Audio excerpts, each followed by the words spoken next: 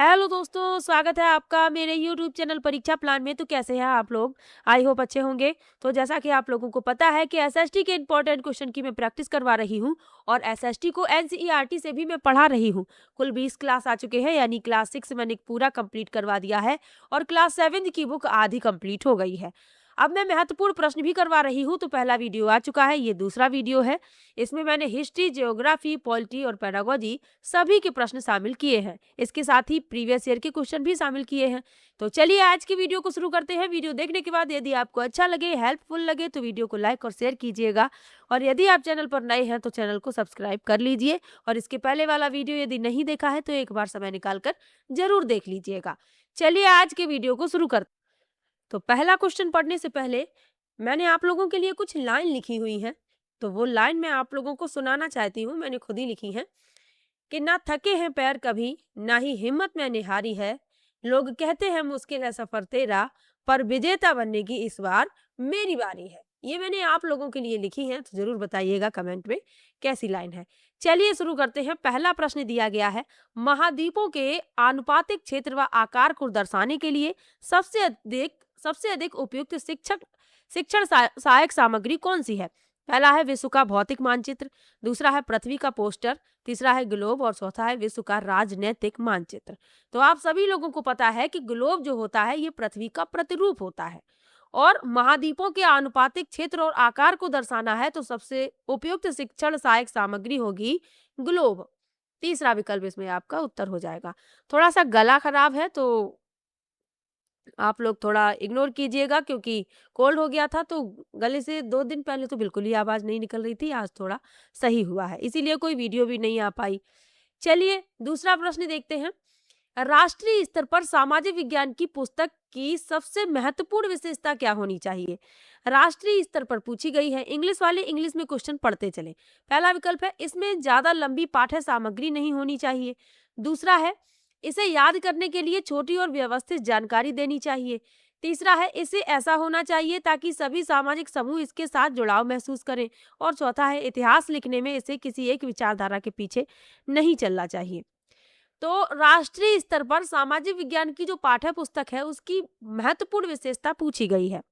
याद करने वाला पहले ही विकल्प आप काट दीजिएगा पेपर में भी, क्योंकि एनसीईआरटी में आप देखेंगे कि जो किताबें आपने पढ़ी हैं इतनी अच्छी बनाई गई हैं किताबें कि रटने पर तो बल नहीं दिया गया। ये आप उसके अनुसार भी जानते हैं, एनसीएफ के अनुसार उसमें भी रटने पर बल नहीं दिया गया है, समझाने पर बल दिया गया है। तो याद करने वाला यदि कोई विकल्प आपको दिखता है किसी भी विषय में, उसे आप पहले ही काट देंगे। चलिए और देखते हैं विकल्प। तो ज्यादा लंबी पाठ्य सामग्री नहीं होनी चाहिए। तो ज्यादा लंबी नहीं होनी चाहिए, ये तो टॉपिक पे डिपेंड करेगा, किस तरीके का टॉपिक है उसे किस तरीके से समझाया जा सकता है। तो पहला विकल्प भी गलत हो गया। तीसरा है इसे ऐसा होना चाहिए ताकि सभी सामाजिक समूह इसके साथ जुड़ाव महसूस करें, और ये विकल्प बहुत ही अच्छा है, यही इस प्रश्न का उत्तर है। एसएसटी की जो पुस्तक है वह ऐसी होनी चाहिए जितने भी सामाजिक समूह हैं वो इसके साथ जुड़ाव महसूस करें, उन्हें अलगाव महसूस ना हो। तो तीसरा विकल्प इस प्रश्न का उत्तर हो जाएगा। चलिए आगे बढ़ते हैं। प्रथम पीढ़ी के छात्र के माता पिता पीटीए मीटिंग में अपनी असमर्थता जताते हैं। एक टीचर के रूप में आपको क्या करना चाहिए?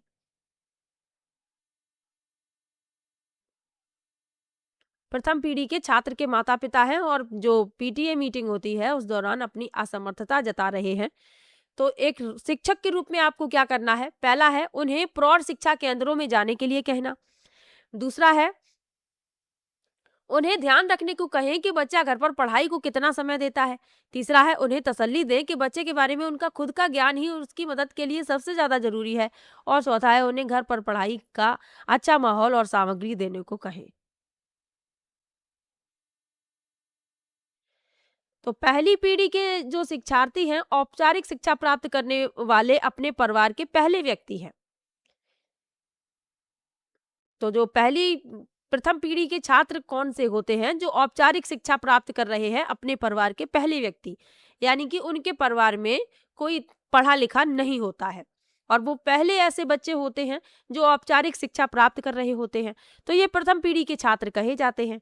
अब उनके माता पिता अपनी असमर्थता जताते हैं, तो एक शिक्षक के रूप में आपको क्या करना है?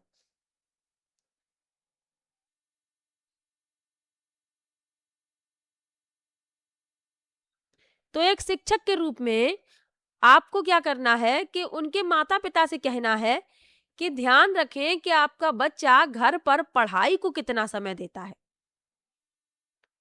आप उसकी निगरानी करें कि ये पढ़ाई को समय दे भी रहा है कि नहीं। दूसरा विकल्प इसमें आपका उत्तर हो जाएगा। अब और विकल्प देखेंगे। पहले में कहा गया है कि उन्हें प्रौढ़ शिक्षा केंद्र, अरे भाई माता-पिता को नहीं पढ़ाना है, अब हमें बच्चे को पढ़ाना है और बच्चे के ही लिए माता-पिता विद्यालय आए हैं। अपनी असमर्थता को वो बता रहे हैं कि भाई हम पढ़े लिखे नहीं हैं, हमें पढ़ाई-लिखाई के बारे में जानकारी नहीं है। लेकिन वो इतना तो कर ही सकते हैं कि अपने बच्चे पर ध्यान दे सकते हैं कि बच्चा पढ़ाई को कितना समय दे रहा है, या पढ़ाई को समय ना देकर खेल में यदि समय अधिक दे रहा है तो ये बच्चे के लिए आगे चलकर समस्या पैदा करेगा। तो माता पिता से कहें कि आप ध्यान रखें कि बच्चा घर पर पढ़ाई को पर्याप्त समय दे।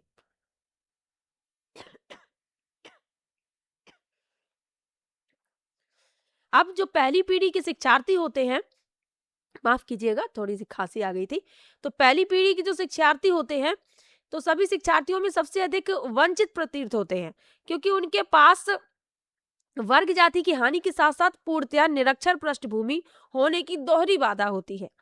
अब उन्हें कुछ समझ भी नहीं आता तो उनके माता पिता उनको बता भी नहीं पाते हैं, क्योंकि माता पिता शिक्षित नहीं है। तो ध्यान रखिएगा, दूसरा विकल्प इसमें आपका उत्तर हो जाएगा। चलिए आगे बढ़ते हैं। सामाजिक विज्ञान की शिक्षिका अक्सर वस्तुनिष्ठ प्रकार वाला रूपात्मक आकलन करती है, लेकिन उसके द्वारा विकसित परीक्षण की विश्वसनीयता पर शंका है। इस प्रकार के आकलन की विश्वसनीयता को बढ़ाने के लिए क्या करना चाहिए? पहला है मानकीकृत परीक्षण का प्रयोग करना।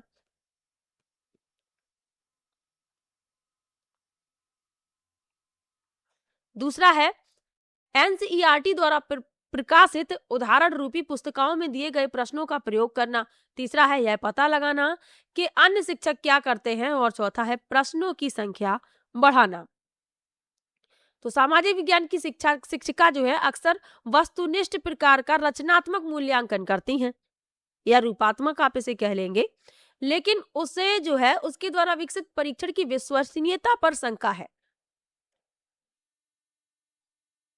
तो क्या करना चाहिए? मानकीकृत परीक्षण का प्रयोग, पहला विकल्प इसमें आपका उत्तर हो जाएगा। अब मानकीकृत परीक्षण क्या है? तो वे ज्ञान या परीक्षण की गई क्षमता के पूरे क्षेत्र से संबंधित है। ये परीक्षण विशेषज्ञों द्वारा अलग अलग समूहों की उपलब्धि की तुलना करने के लिए किए जाते हैं। यदि कोई शिक्षक अपने द्वारा विकसित परीक्षण की विश्वसनीयता बढ़ाना चाहता है तो उसे एक मानकीकृत परीक्षण का उपयोग करना चाहिए। तो मानकीकृत परीक्षण का उपयोग शिक्षिका कर सकती हैं, पहला विकल्प इसमें आपका उत्तर है। चलिए आगे बढ़ते हैं। सतत और व्यापक मूल्यांकन मुख्य रूप से किस पर बल देता है? पहला है बच्चे के सुधार के लिए लगातार परीक्षण करने। दूसरा है बच्चे के व्यवहार का सतत अवलोकन करने। तीसरा है मस्तिष्क के हृदय और हाथ की शिक्षा पर, और चौथा है कमजोर अयोग्य विद्यार्थियों को उच्च स्तर पर प्रोन्नत करने। तो सतत और व्यापक मूल्यांकन जो है किस पर बल देता है, ये पूछा जा रहा है। तो बच्चे के व्यवहार का सतत अवलोकन करने पर, दूसरा विकल्प इसमें आपका उत्तर हो जाएगा। सतत एवं व्यापक मूल्यांकन का क्या अर्थ है? तो इसका अर्थ विभिन्न परीक्षणों जैसे इकाई परीक्षण, अर्धवार्षिक परीक्षण, वार्षिक परीक्षण के माध्यम से छात्रों की क्षमताओं का निरंतर मूल्यांकन करना है, तथा ये परीक्षण संज्ञानात्मक, भावात्मक, मनोचिकित्सा क्षेत्र पर ध्यान केंद्रित करेंगे। इसमें शैक्षिक सह शैक्षिक दोनों क्षेत्रों में छात्रों की क्षमताओं का आकलन किया जाता है। समझ में आ गया? चलिए आगे बढ़ते हैं। अगला प्रश्न, सामाजिक विज्ञान को बच्चों को किसके साथ लैस करना चाहिए? पहला है जेंडर के बारे में सामाजिक नियमों का पालन करने की योग्यता। दूसरा है सामाजिक दबाव को झेलने की योग्यता। तीसरा है स्वतंत्र रूप से चिंतन करने की योग्यता, और चौथा है सामाजिक व्यवहारों का बचाव करने की योग्यता। तो सामाजिक विज्ञान को बच्चों को किसके साथ लैस करना चाहिए? स्वतंत्र रूप से चिंतन करने की योग्यता, ताकि बच्चे जो है अपने विचारों को प्रदर्शित भी कर पाएं कि आखिर बच्चों के विचार क्या है। और एक शिक्षक होने के नाते बच्चों के विचार जानने का जरूर प्रयास करना चाहिए कि आखिर बच्चे की क्या भावना है, बच्चे किसी के बारे में कैसे विचार रखते हैं। कोई टॉपिक यदि आप पढ़ा रहे हैं तो जरूर बच्चों से पूछें। चलिए आगे बढ़ते हैं। अगला प्रश्न है, सामाजिक विज्ञानों में योगात्मक आकलन में 51 विद्यार्थियों की कक्षा का मध्यांक 36 है।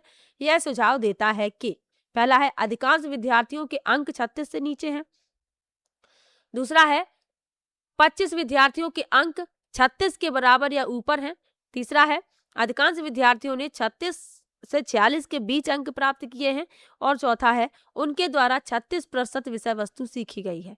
तो सामाजिक विज्ञानों में योगात्मक आकलन में 51 विद्यार्थियों का मध्यांक 36 प्राप्त हुआ है। तो ये क्या सुझाव देता है? ये सुझाव देता है कि 25 छात्रों ने 36 के बराबर या उससे अधिक अंक प्राप्त किए हैं। तो इसमें आपका दूसरा विकल्प उत्तर हो जाएगा।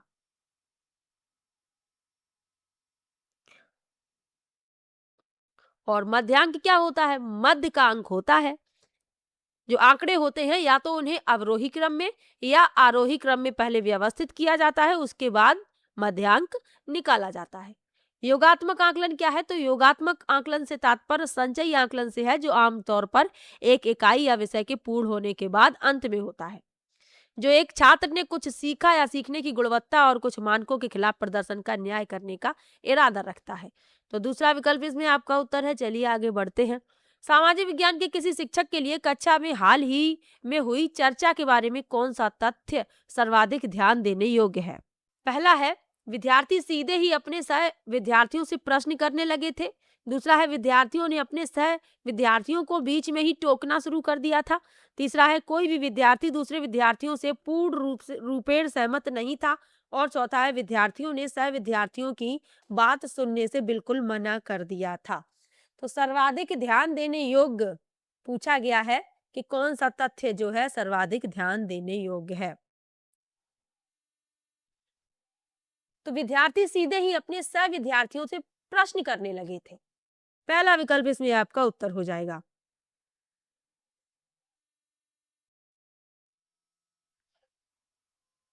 तो चर्चा जो है व्यापक रूप से प्रयुक्त समूह केंद्रित शिक्षण तकनीकों में आती है, तो ये आप याद रखिएगा। और सामाजिक विज्ञान शिक्षक सामाजिक विज्ञान की विभिन्न विषय वस्तुओं को पढ़ाने में कई विधियों और तकनीकों का उपयोग कर सकता है। ये विधि और तकनीक शिक्षक केंद्रित, शिक्षार्थी केंद्रित या समूह केंद्रित हो सकती हैं। तो ये याद रखिए। चलिए आगे बढ़ते हैं। सामाजिक विज्ञानों में सर्पिल पाठ्यचर्या का निम्नलिखित में से कौन सा लाभ है? पहला है, गहन समझ के साथ और एक लंबी समयावधि के लिए संकल्पनाओं का संधारण। दूसरा है, सभी विषयों में संकल्पनाओं का अनुप्रयोग करना। तीसरा है, अंतर्वस्तु आधारित सीखने को विकसित करने वाले अवसरों को बढ़ाना।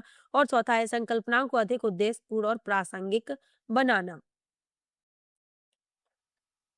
तो सर्पिल पाठ्यक्रम का लाभ पूछा गया है। तो गहन समझ के साथ एक लंबी समयावधि के लिए संकल्पनाओं का संधारण, पहला विकल्प इसमें आपका उत्तर हो जाएगा। चलिए आगे बढ़ते हैं, अगले प्रश्न पर चलते हैं। पेडागोजी के क्वेश्चन है ये सभी। लगभग ये 20 प्रश्न आपको पेडागोजी के ही मिलेंगे। आज मैंने 50 प्रश्न लिए हैं। वीडियो को जल्दी जल्दी से शेयर कर दीजिएगा। चलिए आगे बढ़ते हैं। अभिवृत्ति और मूल्यों का आकलन करते समय सामाजिक विज्ञान के शिक्षक निम्नलिखित में से किस विवरण संकेत को अधिभार दे सकते हैं? पहला है, दूसरे के विचारों को निष्क्रिय रूप से स्वीकार करना। दूसरा है, प्रश्न पूछने के लिए स्वतंत्र महसूस करना। तीसरा है, दूसरे बच्चों के साथ श्रेय की साझेदारी न करना। और चौथा है, रोजाना शिक्षक का अभिवादन न करना। तो अभिवृत्ति और मूल्यों का आकलन करते समय सामाजिक विज्ञान के शिक्षक किस विवरण संकेत को अधिभार दे सकते हैं? तो प्रश्न पूछने के लिए स्वतंत्र महसूस करने को। दूसरा विकल्प इसमें आपका उत्तर हो जाएगा। जब छात्र बिना डरे प्रश्न पूछ रहा है तो इसका मतलब है कि वे अपने मूल्यों और नैतिकता के बारे में अपने शिक्षक से खुलकर बात कर सकते हैं। अब यदि आप डराएंगे छात्र को, तो यदि उनके मन में कोई प्रश्न आएंगे भी तब भी वो नहीं पूछेंगे डर के मारे। तो भय उत्पन्न नहीं करना है। चलिए आगे बढ़ते हैं। निम्न में से कौन सा केंद्रीय माध्यमिक शिक्षा बोर्ड के फॉर्मेटिव मूल्यांकन के लिए सुझाव नहीं है? पहला है, स्रोत आधारित विश्लेषण। दूसरा है, मॉडल व चार्ट। तीसरा है, अधिक आवृत्ति से परीक्षण करना। और चौथा है, प्राथमिक पाठ्य सामग्री के लिए प्रामाणिक स्रोतों का उपयोग।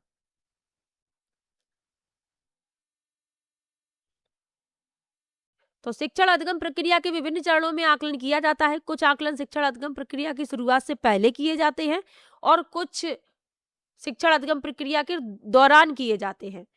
अन्य प्रकार के आकलन निर्देशात्मक प्रक्रिया के अंत में किए जाते हैं। उद्देश्य और आकलन रणनीतियों के उपयोग के अनुसार उन्हें निम्नानुसार वर्गीकृत किया जा सकता है, जैसे स्थानन आकलन, रचनात्मक, नैदानिक और योगात्मक। तो ये 4 हैं। अब इसमें पूछा गया है कि फॉर्मेटिव मूल्यांकन के लिए सुझाव नहीं है तो अधिक आवृत्ति से परीक्षण करना। तीसरा विकल्प इसमें आपका उत्तर हो जाएगा। चलिए आगे बढ़ते हैं, अगले प्रश्न पर चलते हैं। निम्न में से कौन सा प्रारंभिक स्तर पर सामाजिक विज्ञान के संदर्भ में सही है? पहला है इतिहास, भूगोल, राजनीति विज्ञान, अर्थशास्त्र। दूसरा है इतिहास, भूगोल, राजनीति विज्ञान, समाजशास्त्र। तीसरा है इतिहास, भूगोल, नागरिक शास्त्र, समाजशास्त्र। और चौथा है इतिहास, भूगोल, अर्थशास्त्र, समाजशास्त्र।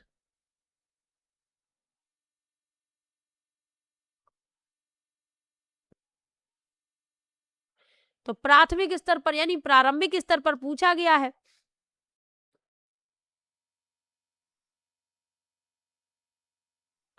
तो इसमें आपका इतिहास, भूगोल, राजनीति विज्ञान और अर्थशास्त्र,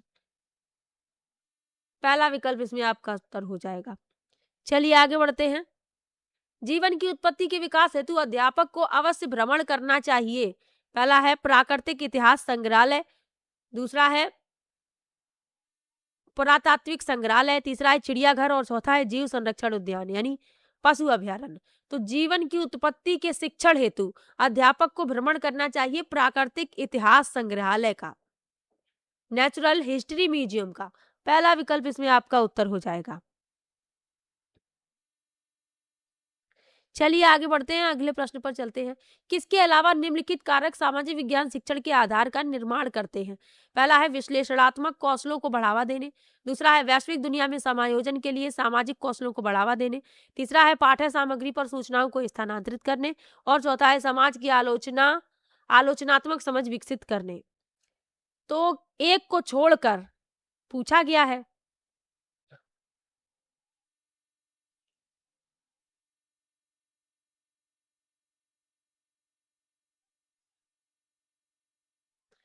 तो पाठ्य सामग्री पर सूचनाओं को स्थानांतरित करने, तीसरा विकल्प इसमें उत्तर हो जाएगा।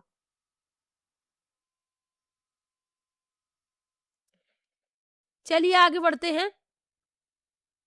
अगला प्रश्न है लोकतांत्रिक राजतंत्र पढ़ाते समय सामाजिक विज्ञानों की शिक्षिका अपनी कक्षा से बातचीत करने के लिए स्थानीय कॉलेज से राजनीति विज्ञान के विशेषज्ञ को आमंत्रित करती हैं। इससे पहले कि विशेषज्ञ उसकी कक्षा से बातचीत करें, शिक्षिका को निम्नलिखित में से किसकी साझेदारी उनके साथ करनी चाहिए?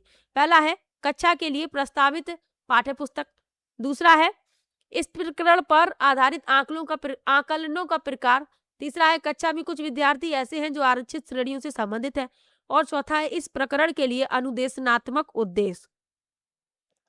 तो विशेषज्ञ वे व्यक्ति होते हैं जो छात्रों के साथ जो कुछ जानते हैं उसे साझा कर सकते हैं।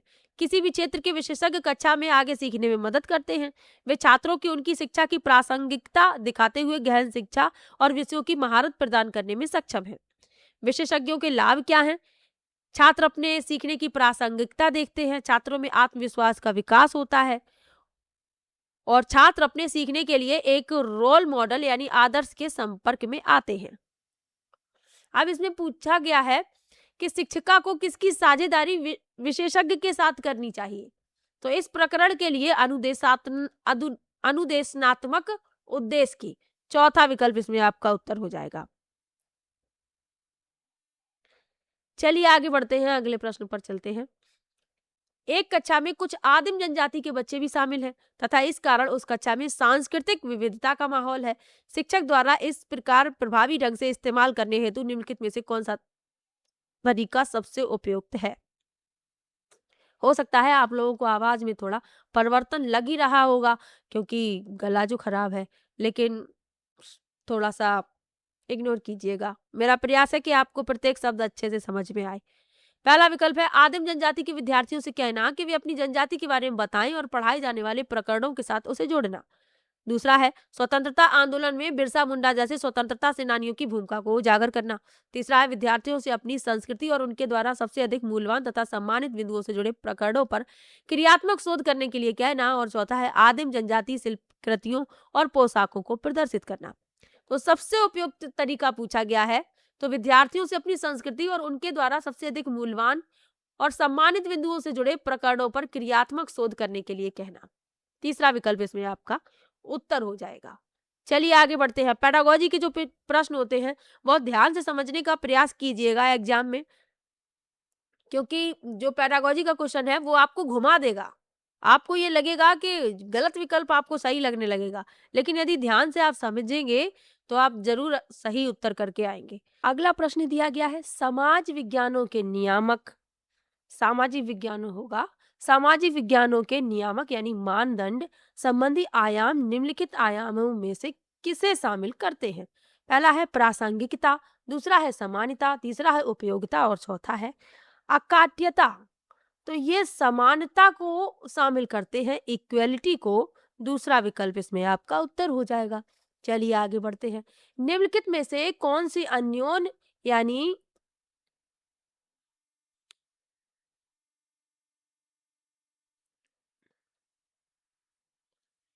अगला प्रश्न है सामाजिक विज्ञानों के नियामक या मानदंड संबंधी आयाम निम्नलिखित आयामों में से किसे शामिल करते हैं? पहला है प्रासंगिकता, दूसरा है समानता, तीसरा है उपयोगिता और चौथा है अकाट्यता। तो ये समानता यानी इक्वलिटी को शामिल करते हैं। दूसरा विकल्प इसमें आपका उत्तर हो जाएगा। अगला प्रश्न है निम्नलिखित में से कौन सी अन्योन्य यानी पारस्परिक अधिगम की विशेषता है?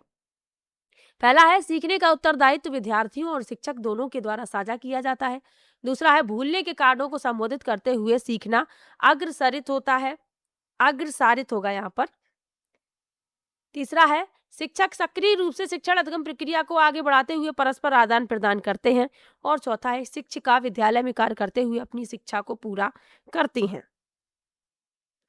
तो सीखने का उत्तरदायित्व विद्यार्थियों और शिक्षक दोनों के द्वारा साझा किया जाता है। पहला विकल्प इसमें आपका उत्तर है। चलिए आगे बढ़ते हैं। निम्नलिखित में से कौन सा संसद के कार्य प्रकरण को पढ़ाने का सर्वोत्कृष्ट तरीका है?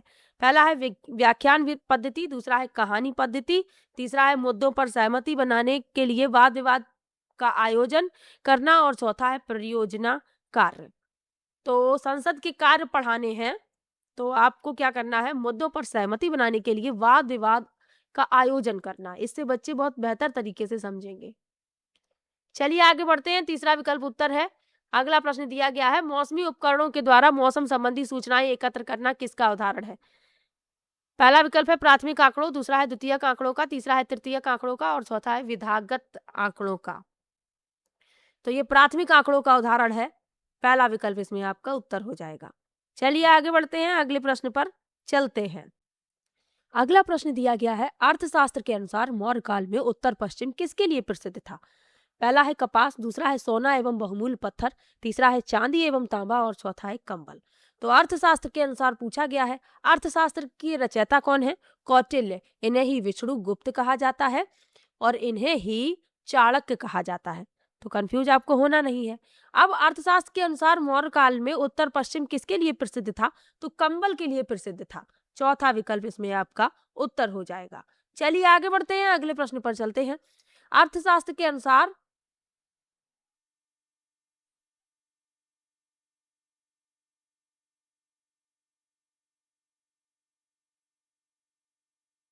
ये प्रश्न जो है रिपीट हो गया है, माफ कीजिएगा। अगला प्रश्न है एम्फोरा एक, पहला है इटली का सिक्का था, दूसरा है लाल चमकदार बर्तन, तीसरा है लंबा एवं दोनों तरफ हत्थे लगा जार और चौथा है छिद्र युक्त बर्तन। तो एम्फोरा क्या थे? लंबे दो हत्थे वाले जार, यानी इनमें दोनों तरफ हत्थे लगे थे। तीसरा विकल्प इसमें आपका उत्तर हो जाएगा। व्यापार में इस्तेमाल किया जाने वाला एम्फोरा एक टेराकोटा पात्र था जिसमें दोनों तरफ हत्थे और सकरी गर्दन होती थी। इससे इसका नुकीला जो छोर होता था इसे या तो एक साथ या रेत या नरम जमीन में सीधे रखने में उपयोगी था और ये वायुरोधी भी थे, तो ये भी याद रखिए। चलिए आगे बढ़ते हैं।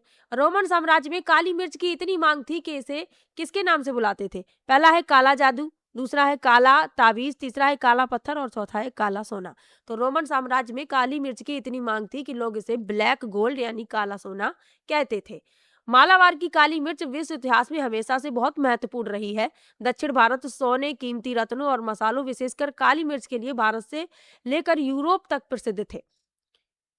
तो दक्षिण भारत के जो ये वस्तुएं थे ये प्रसिद्ध थी और काली मिर्च इतनी कीमती थी कि लोग इसे काला सोना कहते थे रोमन साम्राज्य में। अगला प्रश्न है, निम्नलिखित में से किस दिल्ली के सुल्तान की प्रशंसा में एक संस्कृत प्रशस्ति पाया गया? पहला है इल्तुतमिश, दूसरा है बलबन, तीसरा है अलाउद्दीन खिलजी और चौथा है फिरोज तुगलक। तो इसमें आपका जो उत्तर है वह है दूसरा विकल्प बलबन। दिल्ली के सुल्तान गयासुद्दीन बलबन की प्रशंसा करते हुए एक संस्कृत प्रशस्ति में बताया गया है कि एक विशाल साम्राज्य का वह शासक था जो पूर्व में बंगाल से लेकर पश्चिम में अफगानिस्तान में गजनी तक फैला हुआ था और इसमें दक्षिण भारत के सभी क्षेत्र शामिल थे। और प्रशस्ति क्या होता है? एक विशेष प्रकार का शिलालेख है जिसका अर्थ है कि स्तुति में। चलिए आगे बढ़ते हैं। हिरण्यगर्भ नामक अनुष्ठान किया जाता था। पहला है जब एक राजा किसी क्षेत्र को जीतता था, दूसरा है राजा को छत्री घोषित करने के लिए चाहे वह जन्म से छत्री ना हो, तीसरा है हिरण का शिकार करने के लिए और चौथा है पुत्र के जन्म के लिए। तो हिरण्यगर्भ नामक अनुष्ठान किया जाता था राजा को छत्री घोषित करने के लिए चाहे वह जन्म से छत्री ना हो, तो इसीलिए इसका आयोजन किया जाता था। दूसरा विकल्प इसमें आपका उत्तर हो जाएगा। चलिए आगे बढ़ते हैं। चोल काल में व्यापारियों के संघ को क्या कहा जाता था? पहला है ग्रामम, दूसरा है श्रेणी, तीसरा है नगरम और चौथा है सभा। तो चोल काल के दौरान व्यापारियों के संघ को नगरम कहा जाता था। तीसरा विकल्प इसमें आपका उत्तर हो जाएगा नगरम। चोलों के अधीन व्यापार और वाणिज्य फला फूला। व्यापार पश्चिम एशिया और चीन और दक्षिण पूर्व एशिया के साथ किया जाता था। इन सदियों के दौरान चीन के साथ व्यापार अभूतपूर्व मात्रा में पहुंच गया। तो ये याद रखिएगा, कुछ जानकारी वैसे मैंने एनसीईआरटी में आपको पढ़ाया है। अगला प्रश्न है, नाथ साहित्य का संबंध किससे है? पहला है बंगाली से, दूसरा है असमी से, तीसरा है उड़िया से और चौथा है मैथिली से। तो नाथ साहित्य का संबंध है असमियों से। नाथ साहित्य मध्यकालीन बांग्ला साहित्य की एक शाखा है जो नाग पंथ या योग साधना पर आधारित है और नाथों के प्रमुख देवता जो है वह शिव जी हैं, तो ये भी याद रखिए। तो इसमें आपका दूसरा विकल्प उत्तर हो जाएगा। अगला प्रश्न है, खान अब्दुल गफ्फार खान ने उत्तर पश्चिमी सीमांत प्रांत में शक्तिशाली अहिंसक आंदोलन कर चलाया जिसे किस रूप में जाना जाता है? पहला है राम रहीम आंदोलन, दूसरा है खिलाफत आंदोलन, तीसरा है खुदाई खिदमतगार आंदोलन और चौथा है पख्तून आंदोलन। तो खान अब्दुल गफ्फार खान ने उत्तर पश्चिमी सीमांत प्रांत में शक्तिशाली एक अहिंसक आंदोलन चलाया था जिसे जानते थे खुदाई खिदमतगार नाम से। तीसरा विकल्प इसमें आपका उत्तर हो जाएगा खुदाई खिदमतगार। इंपॉर्टेंट क्वेश्चन है, याद रखिए। खान अब्दुल गफ्फार खान खुदाई खिदमतगार आंदोलन के संस्थापक थे। यह भारतीय उपमहाद्वीप पर ब्रिटिश कब्जे के खिलाफ एक अहिंसक आंदोलन था। अब्दुल गफ्फार खान और खुदाई खिदमतगार के अन्य नेताओं को 23 अप्रैल 1930 को ब्रिटिश पुलिस ने गिरफ्तार किया और इससे किस्सा ख्वानी बाजार हत्याकांड हुआ। खान अब्दुल गफ्फार खान को खुदाई खिदमतगार आंदोलन के संस्थापक के रूप में तो जाना ही जाता है, लेकिन इन्हें सीमांत गांधी भी कहा जाता है, तो ये भी याद रखिएगा। चलिए आगे बढ़ते हैं। कांग्रेस द्वारा पारित पूर्ण स्वराज के लिए संघर्ष की प्रस्तावना के बाद किस तिथि को स्वतंत्रता दिवस मनाया गया था?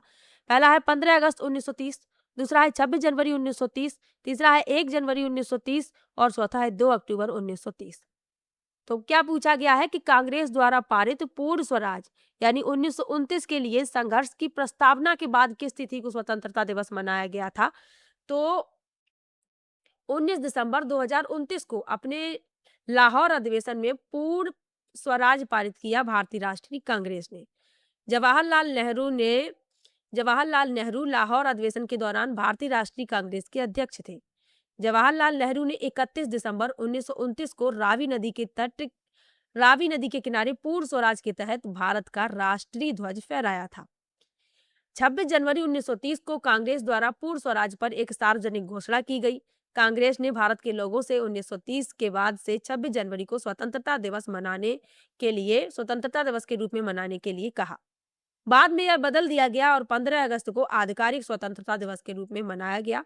तो यहाँ पर हमसे पूछा गया है जब पूर्ण स्वराज के लिए संघर्ष की प्रस्तावना के बाद किस तिथि को मनाया गया? तो 26 जनवरी 1930 को। प्रश्न को ध्यान से समझिएगा, 15 अगस्त मत टिक कर दीजिएगा इस तरीके का प्रश्न यदि पूछा जाए तो। 15 अगस्त की तिथि बाद में घोषित की गई, ये भी याद रखिए। चलिए अगला प्रश्न है, बिग बियर एक उदाहरण है। पहला है आकाशगंगा का, दूसरा है नक्षत्र मंडल का, तीसरा है तारा का और चौथा है गैलेक्सी का।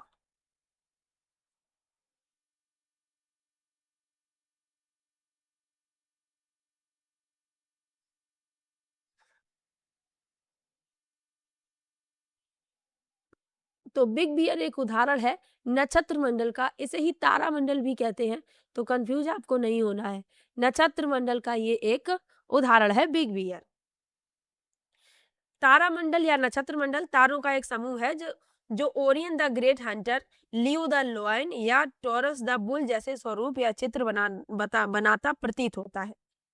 तो ये याद रखिएगा। चलिए आगे बढ़ते हैं। पृथ्वी से चंद्रमा का केवल एक ही भाग दिखाई पड़ता है, क्यों? क्यों दिखाई पड़ता है एक ही भाग चंद्रमा का? पहला है चंद्रमा का दूसरा भाग केवल दिन के समय पृथ्वी की ओर होता है। दूसरा है चंद्रमा का दूसरा भाग केवल अमावस्या को पृथ्वी की ओर होता है। तीसरा है चंद्रमा को पृथ्वी के चारों ओर चक्कर लगाने में तथा अपने अक्ष पर घूमने में समान समय लगता है। और चौथा है चंद्रमा को अपने अक्ष पर एक चक्कर लगाने में 1 प्रकाश वर्ष लगता है। तो पृथ्वी का एक ही उपग्रह है चंद्रमा, और ग्रहों की तरह उपग्रह ग्रह के चक्कर लगाते हैं। जिस तरीके से सभी ग्रह सूर्य की परिक्रमा करते हैं, उपग्रह ग्रह की परिक्रमा करते हैं। चंद्रमा भी एक निश्चित समय के भीतर अपनी कक्षा में पृथ्वी के चारों ओर चक्कर लगाता है। अब इसका केवल एक ही भाग क्यों दिखाई पड़ता है हमें? क्योंकि चंद्रमा को पृथ्वी के चारों ओर चक्कर लगाने में तथा अपने अक्ष में घूमने में समान समय लगता है। तीसरा विकल्प इसमें आपका उत्तर हो जाएगा। चलिए आगे बढ़ते हैं। पृथ्वी अपने अक्ष पर घूमती है। पहला है पूरब से पश्चिम, दूसरा है उत्तर से दक्षिण, पहला है पश्चिम से पूर्व, माफ कीजिएगा, पहला है पश्चिम से पूर्व, दूसरा है उत्तर से दक्षिण, तीसरा है पूरब से पश्चिम और चौथा है दक्षिण से उत्तर की ओर। तो पृथ्वी जो है 2 प्रकार की गति करती है, एक है परिभ्रमण और एक है परिक्रमण। परिभ्रमण क्या है? अपनी धुरी पर घूमना, ये घूर्णन गति भी कहलाता है। और परिक्रमण गति क्या है? सूर्य के चारों ओर चक्कर लगाना, ये परिक्रमण गति है। अब पूछा गया है कि अपने अक्ष पर घूमती है, तो ये पश्चिम से पूर्व की ओर घूमती है। पहला विकल्प इसमें आपका उत्तर हो जाएगा। चलिए आगे बढ़ते हैं। अगला प्रश्न दिया गया है, जैसे जैसे हम पूर्वी गोलार्ध से दक्षिणी गोलार्ध की ओर जाते हैं, देशांतर रेखाओं का आकार पहला है बढ़ता है, दूसरा है घटता है, तीसरा है समान रहता है और चौथा है पहले बढ़ता है और फिर घटता है। तो जैसे जैसे पूर्वी गोलार्ध से पश्चिमी गोलार्ध की ओर जा रहे हैं, तो देशांतर रेखाओं का आकार समान रहता है। तीसरा विकल्प इसमें आपका उत्तर हो जाएगा। चलिए आगे बढ़ते हैं। पृथ्वी दिन कहलाता है, यानी पृथ्वी दिवस, दिन की जगह यहाँ दिवस होना चाहिए, तब सही से समझ में आएगा। तो पृथ्वी दिवस होगा यहाँ पर, ठीक है, कंफ्यूज मत होइएगा। जब टाइपिंग करते हैं तो ये जब ट्रांसलेट होता है तो अपने मन से ये दिन दिवस का इसने दिन कर दिया है। चलिए, जितने समय तक सूर्य पृथ्वी पर एक विशेष स्थान पर चमकता है, दूसरा है ग्रीनिच का मानक समय, तीसरा है पृथ्वी द्वारा अपने अक्ष पर घूमने में लिया गया समय और चौथा है पृथ्वी द्वारा सूर्य के चारों ओर परिक्रमा में लिया गया समय। तो पृथ्वी द्वारा अपने अक्ष पर घूमने में लिया गया समय पृथ्वी दिवस कहलाता है। तीसरा विकल्प इसमें आपका उत्तर हो जाएगा। 2 प्रकार की गति करती है, ये मैंने आपको अभी बताया था। चलिए आगे बढ़ते हैं। विषुव के दिन सूर्य की सीधी किरणें पड़ती हैं। पहला है कर्क रेखा, दूसरा भूमध्य रेखा या विषुवत रेखा, तीसरा है मकर रेखा और चौथा है आर्कटिक वृत्त। तो विषुव के दिन सूर्य की सीधी किरणें विषुवत रेखा पर पड़ती हैं और इसे ही भूमध्य रेखा कहा जाता है, इक्वेटर। तो कंफ्यूज आपको बिल्कुल भी नहीं होना है। भूमध्य रेखा लिखा हो तो कंफ्यूज मत होइएगा, ना तो आप ये सोचें कि मैम ने कहा था कि विषुवत रेखा पर पड़ती हैं और आप गलत करके आए। गलत नहीं करना है, वही विषुवत रेखा है, वही भूमध्य रेखा है, कंफ्यूज आपको नहीं होना है। चलिए आगे बढ़ते हैं। अटलांटिक महासागर में अनेक पोताश्रय और पत्तन है, क्योंकि पहला है संयुक्त राज्य अमेरिका एवं यूरोप के बीच भारी मात्रा में समुद्री व्यापार होता है, दूसरा है अटलांटिक महासागर में मत्स्य उद्योग विकसित है। तीसरा है अटलांटिक महासागर की तटरेखा अधिक दंतुरित है। और चौथा है अटलांटिक महासागर की तटरेखा छिछली है। तो अटलांटिक महासागर की जो तटरेखा है वह दंतुरित है, यानी दांतेदार है, ऐसे दांत जैसे बने हुए हैं। तो इसमें आपका तीसरा विकल्प उत्तर हो जाएगा। अटलांटिक महासागर में इसीलिए अनेक पोताश्रय और पत्तन है। पोताश्रय यानी कि बंदरगाह, तो पत्तन और बंदरगाह यही होते हैं, पोताश्रय पत्तन कहे जाते हैं। चलिए आगे बढ़ते हैं। दुनिया की सबसे लंबी पर्वत श्रृंखला कौन सी है? पहला है हिमालय, दूसरा है रॉकी, तीसरा है एंडीज और चौथा है आल्पस। तो दुनिया की सबसे लंबी पर्वत श्रृंखला है एंडीज पर्वत श्रृंखला। तीसरा विकल्प उत्तर हो जाएगा। एंडीज पर्वत या एंडियन पर्वत विश्व की सबसे लंबी महाद्वीपीय पर्वत श्रृंखला है। यह दक्षिण अमेरिका के पश्चिमी किनारे के साथ एक सतत उच्च भूमि है। और एंडीज सात दक्षिण अमेरिकी देशों Venezuela, Colombia, Ecuador, Peru, Bolivia, Chile और अर्जेंटीना के माध्यम से उत्तर से दक्षिण की ओर फैली है। तो कंफ्यूज आपको नहीं होना बिल्कुल भी। चलिए आगे बढ़ते हैं। भारत में उष्णकटिबंधीय वर्षावन पाए जाते हैं। पहला है मध्य प्रदेश में, दूसरा है हिमाचल प्रदेश में, तीसरा है अंडमान निकोबार द्वीप समूह में और चौथा है राजस्थान में। तो भारत में उष्णकटिबंधीय वर्षावन पाए जाते हैं अंडमान निकोबार द्वीप समूह में। अब उष्णकटिबंधीय वर्षावन क्या है? तो उष्णकटिबंधीय वर्षावन वे वन होते हैं जो उष्णकटिबंधीय वर्षावन जलवायु के क्षेत्रों में रहते हैं, जिसमें कोई शुष्क मौसम नहीं होता। सभी महीनों में कम से कम 60 मिलीमीटर की औसत वर्षा होती है। इसे तराई भूमध्य रेखीय सदाबहार वर्षावन भी कहा जाता है। चलिए आगे बढ़ते हैं। लौटते मानसून के समय आर्द्र पवनें बहती हैं। पहला है घाटी से मैदान की ओर, दूसरा है स्थल से समुद्र की ओर, तीसरा है समुद्र से स्थल की ओर और चौथा है पठार से मैदान की ओर। तो लौटते मानसून के समय आर्द्र पवनें बहती हैं। कहाँ से कहाँ की ओर बहती हैं? स्थल से समुद्र की ओर, लैंड टू सी दूसरा विकल्प उत्तर है। चलिए आगे बढ़ते हैं। आज मैंने 50 प्रश्न लिए हैं। मैंने आपसे कहा था पहली वीडियो में मैंने 40 प्रश्न लिए हैं, फिर मैंने कहा था दूसरी वीडियो में मैं 50 प्रश्न लेकर आऊंगी और तीसरी वीडियो से फिर मैं 60 प्रश्न कर दूंगी। फिर डेली आपको 60 प्रश्न मिला करेंगे। अगला प्रश्न, निम्नलिखित में से किसे पृथ्वी के फेफड़े कहा जाता है? Lungs of the earth. पहला विकल्प है ब्राजील के उष्णकटिबंधीय सदाबहार वन, दूसरा है मध्य अमेरिका के उष्णकटिबंधीय पर्णपाती वन, तीसरा है चीन के शीतोष्ण सदाबहार वन और चौथा है चिली के शीतोष्ण पर्णपाती वन। तो किसे पृथ्वी के फेफड़े कहा जाता है? ब्राजील के उष्णकटिबंधीय सदाबहार वन। पहला विकल्प इसमें आपका उत्तर हो जाएगा। चलिए आगे बढ़ते हैं, अगले प्रश्न पर चलते हैं। विश्व का सबसे बड़ा नदी बेसिन कौन सा है? पहला है गंगा नदी बेसिन, दूसरा है नील नदी बेसिन, तीसरा है मिसिसिपी नदी बेसिन और चौथा है अमेजन नदी बेसिन। तो उत्तर दक्षिण अमेरिका में अमेजन नदी बेसिन विश्व का सबसे बड़ा नदी बेसिन है। तो चौथा विकल्प इसमें आपका उत्तर हो जाएगा।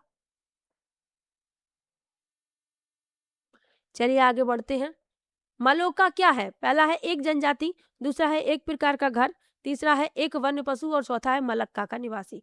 तो मलोका एक पैतृक लंबा घर है जिसका उपयोग अमेजन के स्वदेशी लोग करते हैं। तो ये एक घर का प्रकार है। दूसरा विकल्प उत्तर है। चलिए आगे बढ़ते हैं। संसाधनों का सतर्कता पूर्वक उपयोग करना तथा उन्हें नवीकरण के लिए समय देना कहलाता है।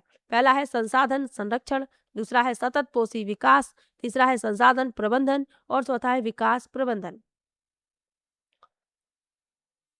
तो संसाधनों का सतर्कता पूर्वक उपयोग करना तथा उन्हें नवीकरण के लिए समय देना क्या कहलाता है? संसाधन संरक्षण। पहला विकल्प इसमें आपका उत्तर है। चलिए आगे बढ़ते हैं। रक्षक मेखला की एक विधि है। पहला है जल संरक्षण, दूसरा है मृदा निर्माण, तीसरा है बागानी और चौथा है मृदा संरक्षण। तो रक्षक मेखला यानी कि शेल्टर बेल्ट जिसे कहते हैं, ये मृदा संरक्षण की एक विधि है। चौथा विकल्प इसमें आपका उत्तर हो जाएगा। तटीय और शुष्क क्षेत्रों में मिट्टी के आवरण की सुरक्षा के लिए हवा की गति को रोकने के लिए पेड़ों की कतारें लगाई जाती हैं, जिन्हें शेल्टर बेल्ट कहा जाता है। शेल्टर बेल्ट पेड़ों की पंक्तियां हैं जो आमतौर पर घेरे की रेखाओं के साथ होती हैं। ये मुख्य रूप से जानवरों या फसलों को ठंडी हवाओं से बचाने के लिए लगाए जाते हैं, लेकिन गर्म मौसम में छाया देने के लिए भी ये लाभदायक होती हैं। चलिए आगे बढ़ते हैं। मध्य प्रदेश में स्थित भीमबेटका एक पुरा स्थल है। पहला है पुरापाषाणिक, दूसरा है नवपाषाणिक, तीसरा है महापाषाणिक और चौथा है सूक्ष्म पाषाणिक। तो ये जो मध्य प्रदेश में स्थित भीमबेटका की गुफाएं हैं, ये पुरापाषाण स्थल है। पहला विकल्प उत्तर है। चलिए आगे बढ़ते हैं। ऋग्वेद काल में कौन से 3 देवता खासकर प्रमुख थे? पहला है रुद्र, विष्णु तथा इंद्र, दूसरा है अग्नि, इंद्र, सोम, तीसरा है इंद्र, वरुण तथा रुद्र, और चौथा है अग्नि, इंद्र, विष्णु। तो ऋग्वैदिक काल में 3 देवता खासकर प्रमुख थे, अग्नि, इंद्र और सोम। दूसरा विकल्प इसमें उत्तर हो जाएगा।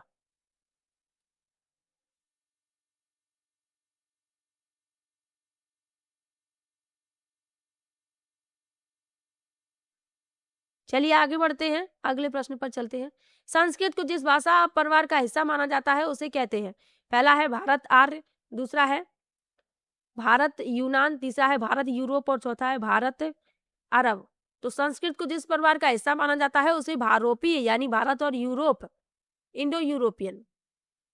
तीसरा विकल्प इसमें आपका उत्तर हो जाएगा। संस्कृत जो है हजारों वर्षों पुरानी ज्ञात भाषाओं में से एक है। इसे देववाणी भी कहा जाता है यानी देवताओं की भाषा। चलिए आगे बढ़ते हैं। किस स्थान पर मृतक को प्रायः उत्तर की ओर सिर करके दफनाया जाता था? पहला है इनाम गांव, दूसरा है बुर्जहोम, तीसरा है मेहरगढ़ और चौथा है भीमबेटका। तो उत्तर की ओर सिर करके मृतकों को दफनाया जाता था इनाम गांव में। पहला विकल्प इसमें आपका उत्तर हो।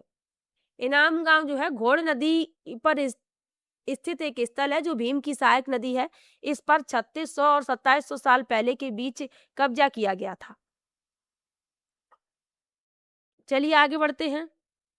बुद्ध द्वारा लालसाओं व इच्छाओं की तृष्णा को निम्नलिखित में से क्या बताया गया है? पहला है पिपासा, दूसरा है तृष्णा, तीसरा है तन्हा और चौथा है तीव्र इच्छा। तो बुद्ध द्वारा लालसाओं व इच्छाओं की जो तृष्णा है उसे तन्हा कहा गया है। तीसरा विकल्प इसमें उत्तर हो जाएगा। गौतम बुद्ध का जन्म लुम्बिनी में हुआ था। ज्ञान की प्राप्ति इन्हें बोध गया में हुई थी। प्रथम उपदेश इन्होंने सारनाथ में दिया था और इनका महापरिनिर्वाण कुशीनगर में हुआ था।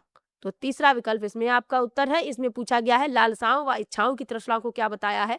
तो तन्हा बताया है। तो 50 प्रश्न मैंने लिए हैं। 50 में से आपने कितने सही कर पाए हैं ये आप कमेंट में जरूर बताएंगे। और किसी भी प्रश्न में आपको डाउट हो आप कमेंट में जरूर लिखिएगा। सभी का कमेंट में पढ़ती हूँ, सभी को रिप्लाई भी देती हूँ। और यदि ये PDF भी आपको चाहिए हो तो आप कमेंट में बताइएगा। वैसे जरूरत नहीं होगी क्योंकि प्रत्येक प्रश्न में हल करवा रही हूँ, तो PDF पढ़ने का फिर टाइम भी नहीं मिलता है क्योंकि इस सॉफ्ट कॉपी को आपको प्रिंट आपको लेना पड़ेगा, इसका हार्ड कॉपी बनवानी पड़ेगी। तो इससे अच्छा है आप वीडियो ही देखते रहें तो ज़्यादा सही रहेगा। चलिए मिलते हैं नेक्स्ट वीडियो में। वीडियो कैसा लगा कमेंट बॉक्स में जरूर बताइए। वीडियो को लाइक कीजिए, चैनल को सब्सक्राइब कर लीजिए। मिलते हैं नेक्स्ट वीडियो में, तब तक के लिए बाय बाय।